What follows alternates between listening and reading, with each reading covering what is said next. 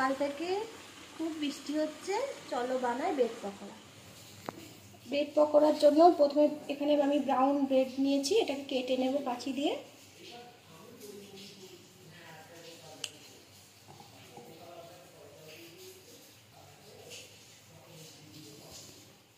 সব কটা ব্রেড এখানে আমি কেটে নিয়েছি। এবার একটা বড় সাইজের পেঁয়াজ নিয়েছি, এটাও আমি একদম কুচি করে কেটে নেব। পেঁয়াজটা কুচিয়ে নিয়েছি। এখানে 3টে কাঁচা লঙ্কা নিয়েছি, এটা আমি একদম ছোট ছোট করে কুচিয়ে নেব।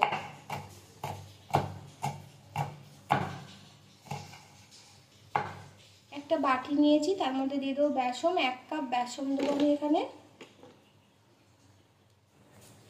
দিয়ে দেবো স্বাদ মতো নুন। এখানে আমি 1/2 চামচ কালো জিরে আর জোয়ান নিয়েছি 1/2 চামচ, এটাও দিয়ে দেবো বেসনের মধ্যে।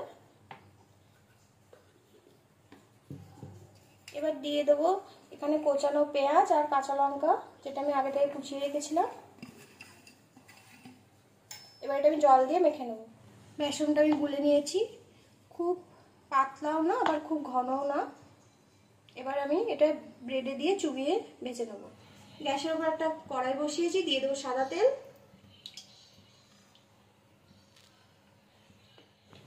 তেল গরম হয়ে গেছে, দিয়ে দেবো বেসনের মধ্যে চুবিয়ে ব্রেডগুলো। 1 পিঠ ভাজা হয়ে গেছে, দিয়ে দেবো উল্টে। 2 পিঠ ভালোভাবে লাল করে ভেজে নেব।